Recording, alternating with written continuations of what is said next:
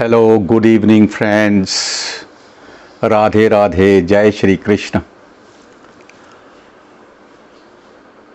कल हमारे देश के प्रधानमंत्री श्री नरेंद्र भाई मोदी जी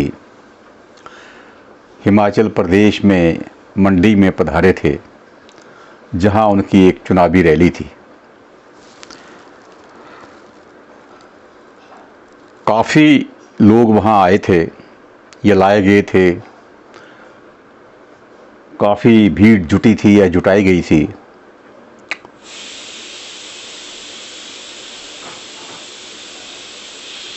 उसमें सभी लोग सम्मिलित हुए। ऐसा नहीं है कि मात्र केवल भारतीय जनता पार्टी की विचारधारा के लोग या उनके कार्यकर्ता ही आए थे। दूसरी पार्टियों से भी संबद्ध लोग जो थे वो आए थे, और जो किसी भी विचारधारा से जुड़े नहीं हैं, एक आम नागरिक की तरह वहाँ पे आए थे। क्योंकि जब देश के प्रधानमंत्री कहीं पर आते हैं तो सबका दिल करता है कि उनका अभिनंदन करें, उनका आदर सत्कार करें और उनको सुने कि वो क्या कहना चाहते हैं अपने संबोधन में, लोगों के कल्याण के बारे में उनके क्या विचार हैं। तो हर व्यक्ति की, देश के हर नागरिक की उत्सुकता होती है अपने प्रधानमंत्री के दर्शन करने की।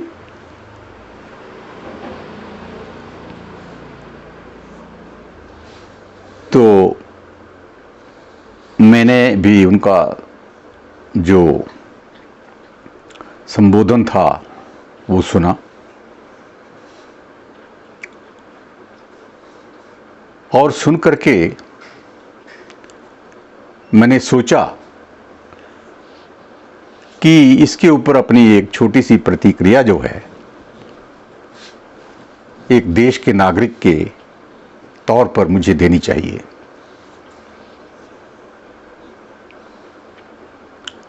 तो मैं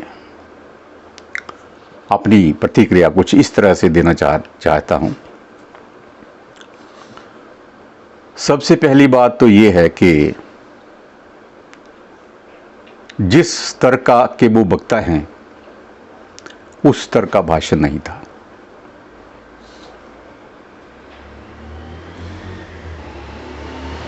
उन्होंने यहाँ पर आकर के हिमाचल के विकास के बारे में, मंडी के विकास के बारे में कोई विशेष बात नहीं कही।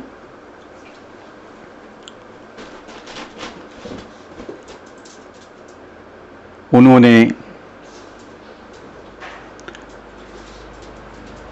3-4 मोटी मोटी बातें कही। एक तो उन्होंने वो जो सेपू बड़ी है हिमाचल की, उसका जिक्र किया। दूसरे उन्होंने एक चाय के खोखे का जिक्र किया, जिसमें तरपाल के नीचे वो 3 घंटे बैठे बरसात में चाय पीते रहे। कहीं मंदिर के में, कहीं किसी देवता के दर्शन के लिए गए थे कभी पहले, वो कहानी सुनाई। और ऐसे ही इधर उधर की कई बातें की। लेकिन जो विशेष मुद्दे थे जिनको सुनने के लिए लोग वहां इकट्ठे हुए थे,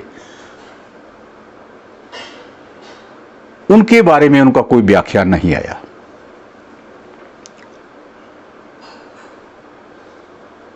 उन्होंने कहा कि वो हिमाचल के बेटे हैं, हिमाचल ने उन्हें बहुत प्यार दिया है। ठीक है, अच्छी बात है। हिमाचल के लोग वैसे भी बड़े अफेक्शनेट हैं, सबको गले से लगाते हैं, और प्रधानमंत्री को तो आगे मिलकर के गले से क्यों नहीं लगाएंगे।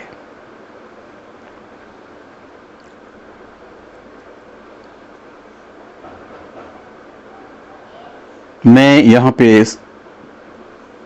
ये बताना चाहता हूँ कि उन्होंने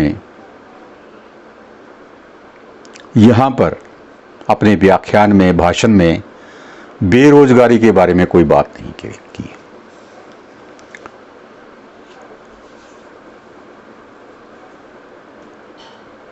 उन्होंने कोई कारण स्पष्ट नहीं किया कि जो 2 करोड़ रोजगार देने का वायदा उन्होंने किया था वो क्यों नहीं उसको पूरा कर पाए।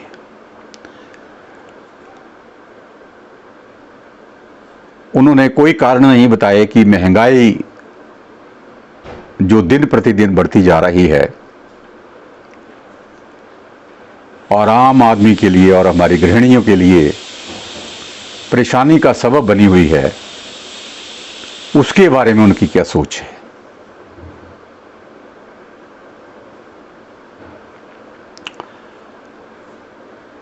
उन्होंने OROP का जिक्र तो जरूर किया, लेकिन उन्होंने OPS स्कीम का वो विरोध, बहाली का विरोध क्यों कर रहे हैं, जिसकी कि वृद्धावस्था में वेतनभोगियों को एज ए सोशल सिक्योरिटी बहुत ज़्यादा आवश्यकता होती है। ये स्टैंड उन्होंने अपना क्लियर नहीं किया कि वो क्यों OPS का विरोध कर रहे हैं। अग्निवीरों के बारे में 4 साल के बाद 11 लाख रुपया देकर के घर भेज देंगे वो, जिसमें 5.5 लाख रुपया उनका अपना निजी जमा होगा, 5.5 लाख रुपया गवर्नमेंट की तरफ से कंट्रीब्यूशन आएगा। ये 11 लाख क्लब किया तो उनको देंगे और वो घर चले जाएंगे। 20-21 साल की उम्र, 21 साल की उम्र में घर आ जाएंगे। उसके बाद वो क्या करेंगे? क्या सपोर्ट सिस्टम है? बातें हैं कि हम सपोर्ट करेंगे, लेकिन there is no tangible planning. उनकी प्लानिंग क्या है? उसका एग्जीक्यूशन कैसे होगा? हमारे जो युवा 21 साल के घर वापस आ जाएंगे, वो क्या करेंगे? रुपए की वैल्यू दिन प्रतिदिन कम होती जा रही है, तो 11 लाख रुपया तो कुछ भी नहीं। उनका रिहैबिलिटेशन के लिए उसका कोई विशेष उससे सहायता नहीं मिलेगी।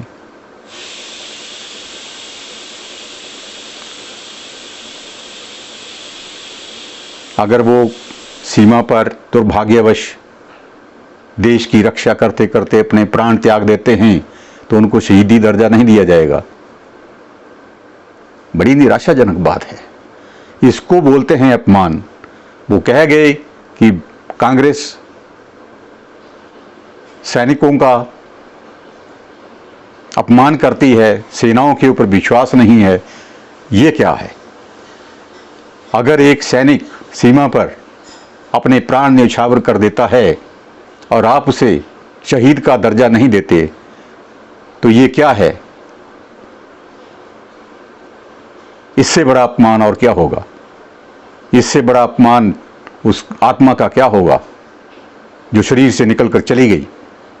इससे बड़ा अपमान उस शहीद के माता पिता का क्या होगा? नहीं हो सकता। उनको कोई कैंटीन की सुविधा नहीं मिलेगी। Use and throw. Agniveer is just like an use and throw policy, जो कि युवाओं के जीवन के साथ खिलवाड़ है। इसका कोई जिक्र नहीं हुआ।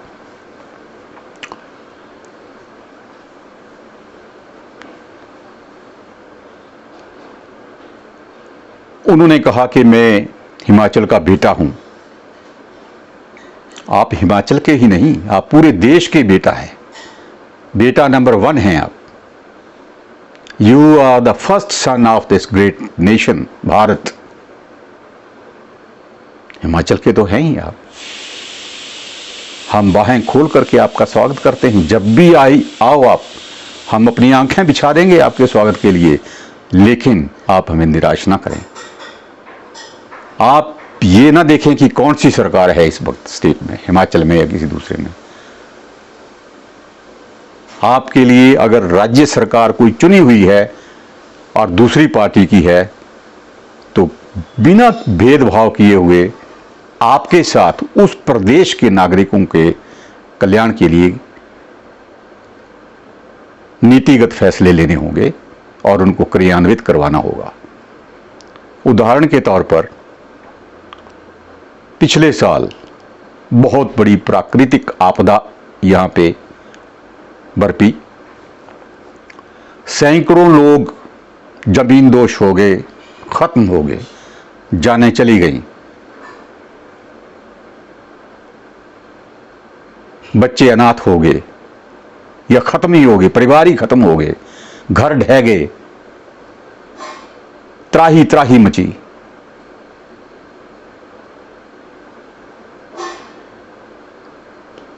सरकार अपने आप छटपटा रही थी, पैसा नहीं था, कर्जे में डूबी हुई थी, कहां से पैसा लाएं लोगों के लिए बचाने के लिए।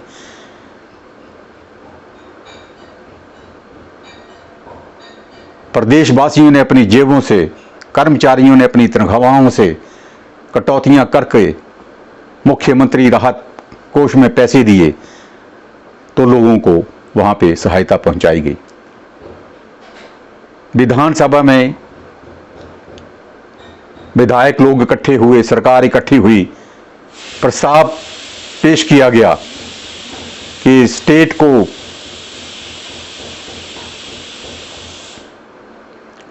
एक डिजास्टर हिट इमरजेंसी डिक्लेयर की जाए। इसमें आपातकाल जैसी स्थिति थी, नेशनल डिजास्टर।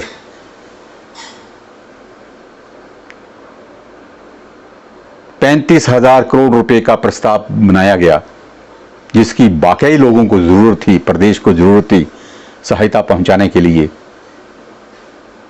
लोगों को सांत्वना देने के लिए, रिहैबिलिटेट करने के लिए, उनको मेडिकल एक्सपेंसेस मीट करने के लिए, उनके खाना पीने का बंदोबस्त करने के लिए, उनकी बच्चों की शिक्षा का अरेंजमेंट करने के लिए, उनके घरों को दोबारा से खड़ा करने के लिए, उनको साइकोलॉजिकल और मॉरल सपोर्ट देने के लिए।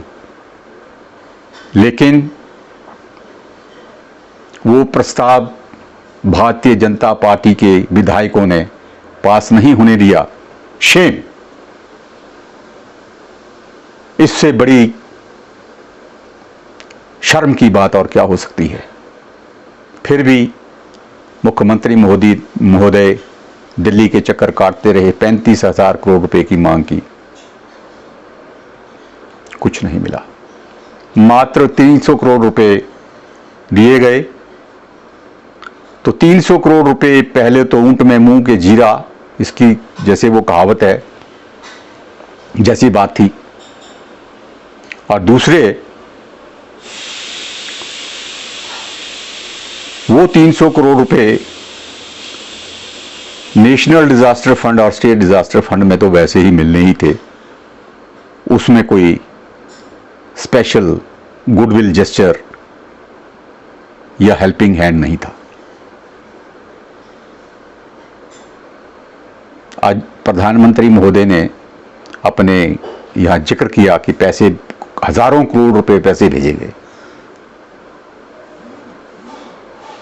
तितर बितर हो गए, उसका सदुपयोग नहीं हुआ। कहां खर्च किए सरकार ने?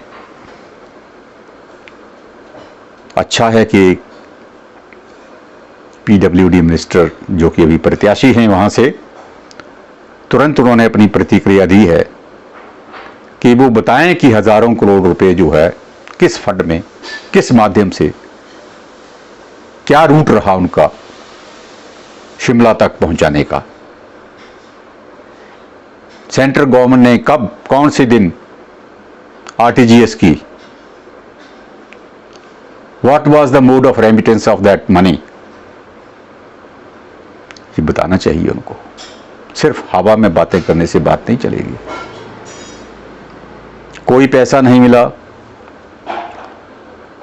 माननीय मुख्यमंत्री जी ने अपनी बचाई हुई निजी पूंजी से एफडीयां तोड़ तोड़ के, अपनी मां की एफडी तोड़ के 51 लाख रुपए का डोनेशन दिया। उसी मुख्यमंत्री द्वारा हेडेड गवर्नमेंट को टॉपल करने की साजिश रची गई, उन्हीं के विधायकों के द्वारा।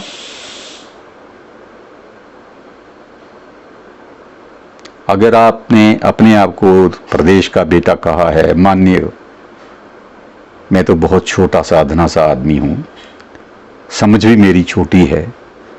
आप तो एक हमारे लिए बड़ी गर्व की बात है, एक इंटरनेशनल फिगर हैं, पूरे दुनिया को रास्ता दिखा रहे हैं, तो हमें भी तो रास्ता दिखाइए ना। आप अमेरिका को रास्ता दिखा रहे हैं, जापान को, जर्मनी को, हमें आगे इस अंधकार से कौन निकालेगा? आप ही तो निकालेंगे। तो आप अपना बेटा होने का फर्ज अदा कीजिए प्लीज।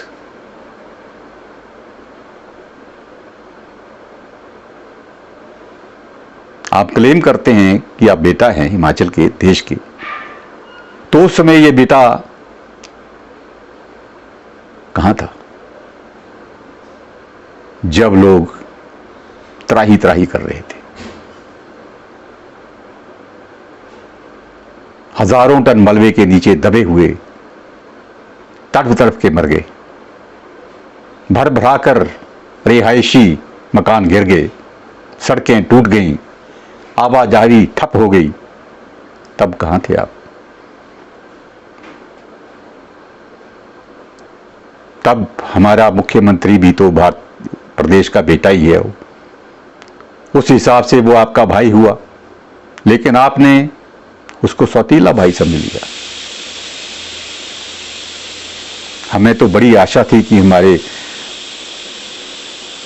प्राइम मिनिस्टर महोदय माननीय यशस्वी मोदी जी आएंगे, खड़े हो जाएंगे, सुक्खू भाई के कंधे पे हाथ रखेंगे, लोगों को संबोधित करेंगे कि घबराओ मत, हम सब आपके साथ हैं। एक ट्वीट तक नहीं किया। तो अब तो आप वोट मांगने आ गए हैं। देंगे वोट आपको, जिन्होंने देने हैं, जो आपके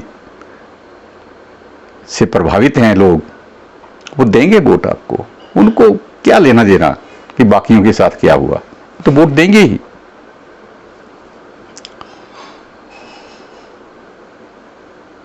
लेकिन एक बात मैं और कहना चाहता हूं कि आपने अपने संबोधन में कहा कि कांग्रेस को प्रदेश से खत्म कर दो, मतलब इसका सत्यानाश कर दो, ये खत्म हो जाए इसका वजूद। एक पार्टी रहे यहां, सिर्फ भारतीय जनता पार्टी। आप यहां से संदेश देकर के गए हैं, लोगों को हुक्मनामा जारी करके गए हैं, कांग्रेस को खत्म कर दो। तो जब कांग्रेस यहां खत्म कर देंगे आप लोग, तो फिर ये जो हम लोकतंत्र का जो पर्व मना रहे हैं, सबसे बड़ा लोकतंत्र दुनिया का, वो फिर हम कैसे मनाएंगे? पार्टी तो एक ही रहेगी। आप ऐसा क्यों कह गए? कांग्रेस को खत्म होना होगा ना, तो अपनी गलत नीतियों से खत्म हो जाएगी। आप ऐसा अपने ऊपर दोष मत लीजिए महोदय, आप मत कहिए ये बात पब्लिकली, आप मत कहिए। लोग आपके ऊपर फिर जो है आपका जो तानाशाही वाला जो कुछ लोगों ने इमेज बना रखी है, वो और ज्यादा पुख्ता होनी शुरू हो जाती है। तो मेरी प्रार्थना ये है कि आप ऐसा मत बोलिए, क्योंकि अगर हर प्रदेश में आप ऐसा ही बोलते जाएंगे तो लोग तो फिर जो सोच रहे हैं वो उसको उनके दिमाग में घर कर जाएगी वो बात। You are the head of a welfare state, कल्याणकारी राज्य के। आपको कोई लेना देना नहीं है किसी पॉलिटिकल पार्टी से, आपको अपनी पार्टी से भी कुछ नहीं लेना है सर। जब आप प्राइम मिनिस्टर की कुर्सी पे बैठ गए,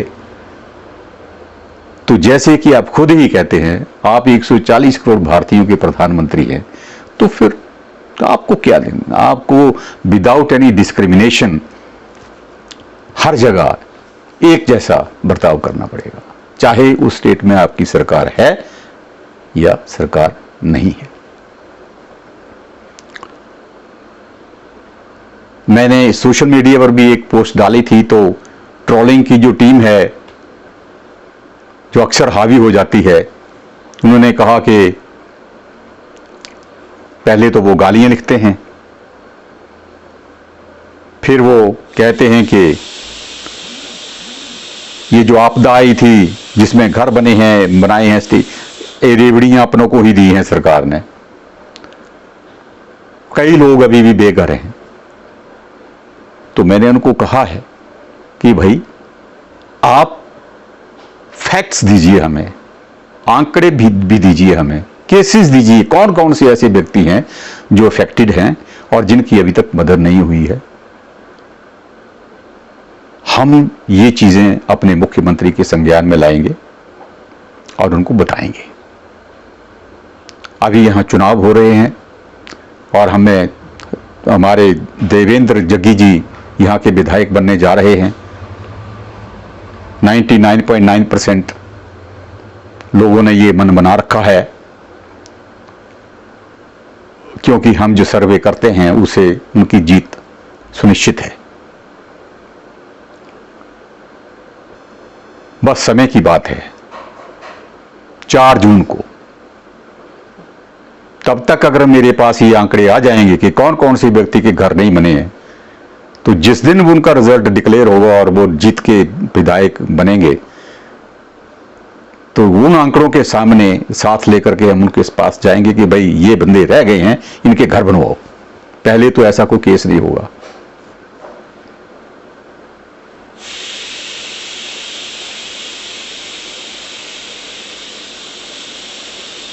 तो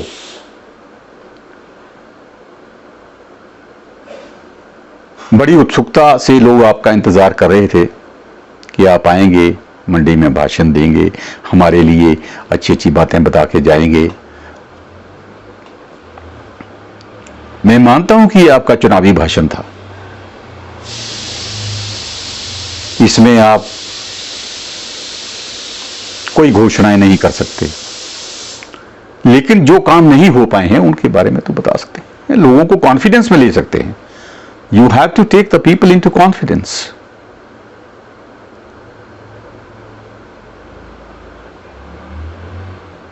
So that going forward they continue to repose their faith in you, in your leadership. पर आप तो उल्टा ही पाठ पढ़ा के चले गए, कांग्रेस को खत्म कर दो यहां से, तो फिर तो डेमोक्रेसी खत्म हो गई। निराशा हुई बहुत ज्यादा। आप एक बहुत बड़े नेता हैं, बहुत बड़े प्रधानमंत्री हुए हैं अब तक इस देश के। हमें आपसे बहुत आशाएं हैं।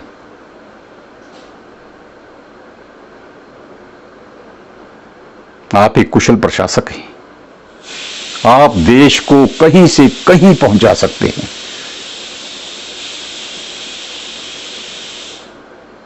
तो आप जो है थोड़ा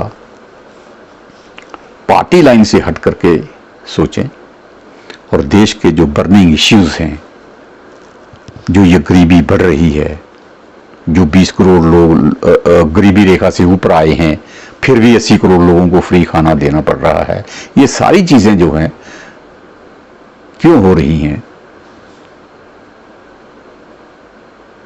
अमीर गरीब की खाई क्यों बढ़ रही है? क्यों इसमें इसको गैप जो ब्रिज नहीं हो पा रहा है? इन चीज़ों के बारे में अपने जो अधिकारी लोग हैं, आपके जो नीतिकार हैं, नीति आयोग में हैं, उनसे बात करें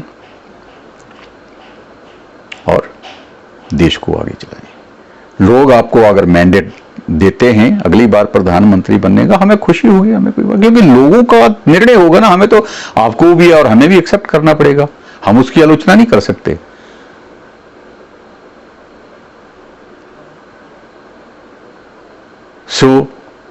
इन्हीं शब्दों के साथ I bring an end to my this digital speech, और मैं भगवान से प्रार्थना करता हूं कि